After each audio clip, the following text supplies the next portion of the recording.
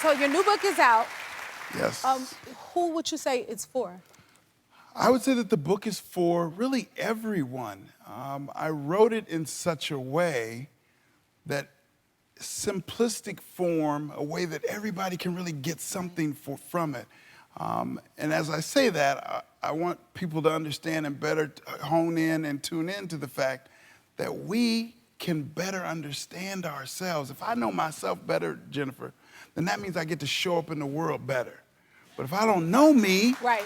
If I don't know myself, then I'm moving in the world actually tuned into what other people are telling me that I am or I should be. So it's guesswork. So tuning in, that's really what the book is asking us to do. Take the time to focus on us and then move forward. Right?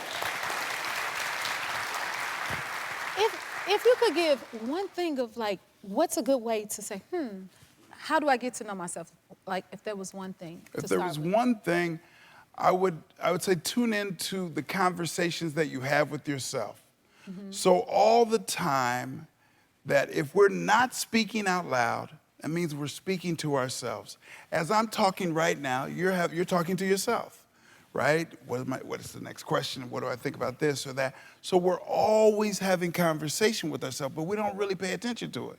We don't tune in deeply to it. So if we can take the time to tune in to, all right, so what are the conversations I'm having? Are they negative? Are they positive? So the more aware you get of those conversations, you can start to tune in and say, I'm really negative with myself. I beat myself up a lot.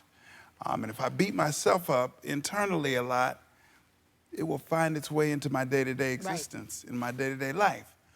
So figuring out how to move it from that negative to positive is critically important. Right. And a way to do that is to, as you listen, I think of the mind as a huge echo chamber filled with whatever it is that we don't know, negative or positive. But if we start to understand it as, oh, that's negative, we can catch some of it. So if I catch myself, say, for instance, I want to lose weight. And obviously it hasn't worked for me. I got a long ways to go. So that's a whole nother thing. But say I want to lose weight and I tune into the conversations I'm having with myself and they're negative. I'm saying things like, man, you ate that. You ain't going to lose the weight. You know you've been trying to lose this weight. It's never worked. All those negative things. If I become aware of them, what I can do is almost catch them. And as I catch them, I can turn them inside out and say, does this serve me well? Right. If the answer is no, what I can then do is get rid of that thought and replace it with something positive. Yep, I didn't eat the best yesterday, but I got today. Right. So I can change with this next meal. I'm gonna do better on this next meal, as opposed to be trying to think about how much I can lose over the next 2 years. Stay in this moment. Right. What can I do in this current moment? And that's what I'm asking people to do more. I love living in the moment. And why do you say it's important to live in the moment and not think about yesterday or tomorrow? Yeah, I think one of the things we have is a tendency to ruminate about the past, which pushes us closer to depression, or ruminate about the future, which pushes us closer to anxiety. So if we can stay in the current moment, we are avoiding all of this. The only true thing we have in life, if we're being real, Jennifer, the only thing we truly have in life is the current moment that we reside in. Yes. Right? Yes. So if we see that as being true, then avoiding that future rumination, avoiding that past rumination, staying in the moment. And one trick that I've found that people utilize and I use to stay in the current moment is to focus on your breathing. If you simply say, for the next few minutes, I'm just really gonna focus on how I'm breathing. Okay. Am I breathing deep? Is it shallow?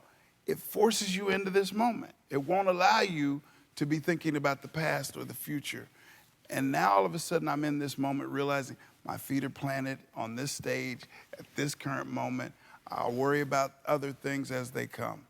I think that's an important thing. It's quite simple, but we don't do a great job of it as human beings. Wow. Okay, I love this. So you are challenging people to start their day with a song, because I live by that. I want to hear what you got to say about it. So the song that I love and I listen to every single morning is Bill Withers' Lovely Day. right? Yes. Every day. So I wake up, first thing I do is I go to the mirror and I smile at myself. So I'm not gonna wait for someone else to smile at me. Right. I'm gonna smile at me. Right. Right? Yes. If you choose to Yes. smile at me, that's cool. But I've already smiled. I'm taking that. Yes, I've already smiled at me and I'm good with me. Yes. I'm cool with where I am. Do you have any advice for me as I'm entering a new talk show space? I have a couple of things that I think you may find interesting that you could ponder. The first one I would have for you is to recognize that there are moments that we are called to do something different.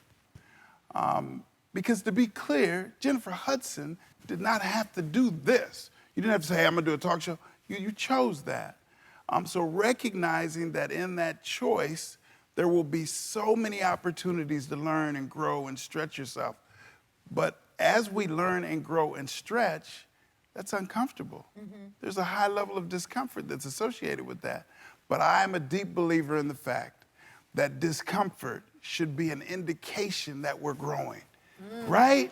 So anytime I'm feeling uncomfortable or things don't feel good, take a moment to pause and say, man, what am I growing into?